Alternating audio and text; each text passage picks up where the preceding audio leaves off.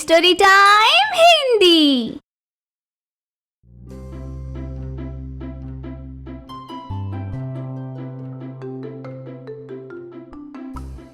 डिम्पल रोती हुई घर आई। उसे देख दीदी सिंपल ने पूछा, बहना क्या हुआ, रो क्यों रही है तू? दीदी क्या मेरा नाक नकता है? नहीं तो। क्या मेरा मुंह गोबर के उपले जैसा चपटा है? नहीं। क्या मेरे होंठ भैंस के होंठ जैसे हैं? नहीं बाबा। तो क्या मेरी आंखें भैंस की आंखों जैसी है? हे भगवान, ये क्या लगा रखी है, इसकी तरह उसकी तरह। किसने कह दिया तुझे ऐसे? फिर भला क्यों हमेशा सब मुझे कहते हैं कि तेरी शक्ल बिल्कुल तेरी बहन से मिलती है, बहन से मिलती है। ये सुनकर सिंपल का चेहरा गुस्से से लाल हुआ। तू कहना क्या चाहती है? मैं इतनी बदसूरत हूँ? हाँ, यही तो कहना चाहती हूँ, कहकर अंदर चली जाती है। सिंपल को बड़ा गुस्सा आया और वो मुंह बनाकर बैठी थी। कुछ देर बाद डिम्पल बाहर आई और दीदी अब अपने चेहरे को निखारने का समय आ गया है। सुना है मार्केट में कोई नया प्रोडक्ट आया है, एक लो तो एक फ्री। ये ऑफर कुछ अजीब सा है, हमें नहीं लेना चाहिए।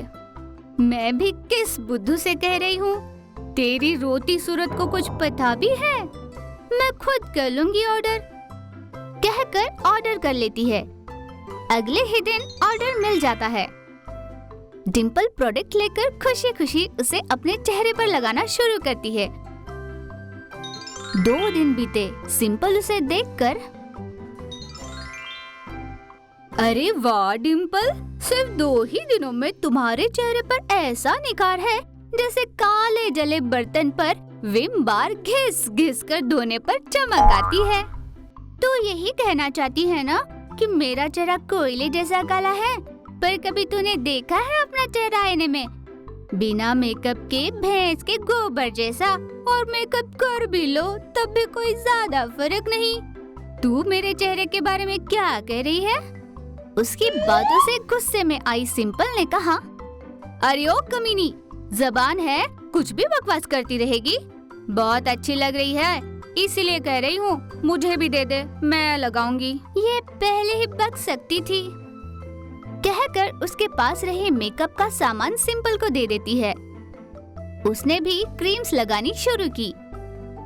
उसके बाद वे दोनों बहनें जब भी बाहर निकलती, लोग उनसे पूछा करते, क्या बात है, आजकल तुम दोनों दिन ब दिन बड़ी सुंदर लग रही हो।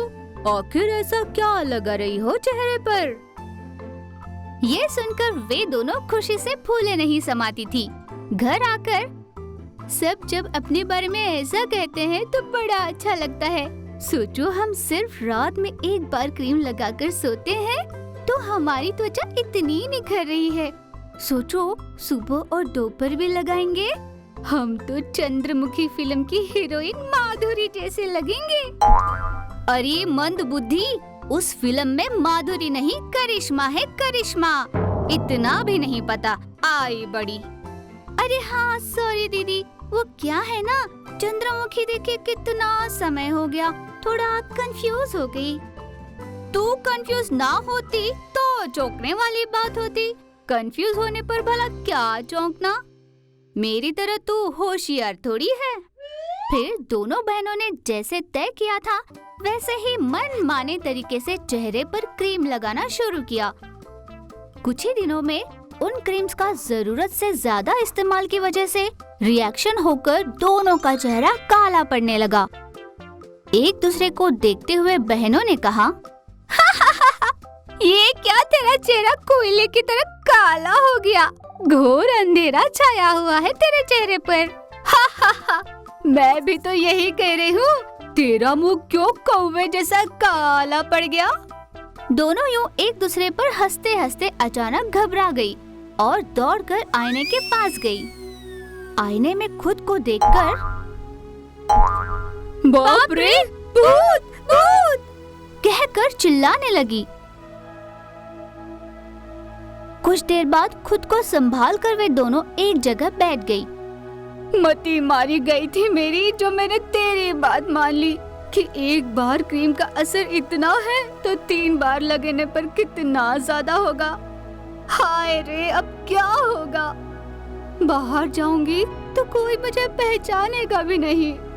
मैंने क्या सोचा था, क्या हो गया? आज एक सीख मिली मुझे, किसी भी चीज की अति नहीं करनी चाहिए, उसके दुष्परिणाम ही होते हैं। अब कर भी क्या सकते हैं, अपने चेहरे पर दुपट्टा बांधो और मुंह छिपाते फिरो, है ना बहना? और नहीं तो क्या दीदी।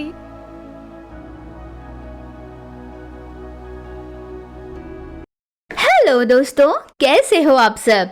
ऐसे और भी मजेदार कहानियों के लिए बने रहिए हमारे चैनल स्टोरी टाइम हिंदी के साथ।